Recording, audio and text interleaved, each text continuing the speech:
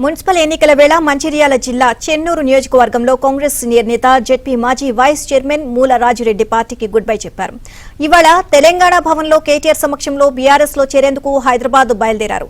మంత్రి వివేక్ వెంకటస్వామి ప్రజలను నమ్ముకున్న కార్యకర్తలను కూడా మోసం చేస్తున్నారని, ఆయన నియంతృత్వ పోకడలను భరించలేకనే పార్టీ వీడుతున్నట్లు రాజిరెడ్డి ప్రకటించారు.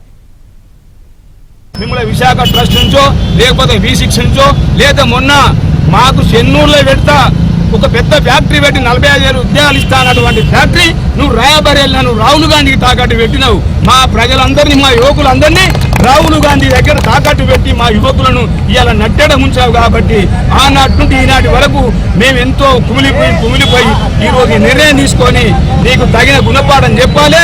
ఏదైతే 36,000 మెజార్టీ ఏ విధంగా మా కాంగ్రెస్ పార్టీ శ్రేణులందరూ కలిసి ఈ చెన్నూరు నియోజకవర్గ ప్రజలు ఈ రోజు మీకు ఇచ్చినటువంటి అంతకన్నా రెట్టింపు నిన్ను ఓడగొట్టకపోతే మేము కాంగ్రెస్ పార్టీ నుంచి వెళ్ళిపోయి ఈరోజు తెలంగాణ భవన్లో కేటీఆర్ సమక్షంలో వారి రెట్టింపుతోటి నీకు తగిన గుణపాఠం చెప్తాం, రిటర్న్ గిఫ్ట్ ఇస్తామని కూడా ఈ పత్రిక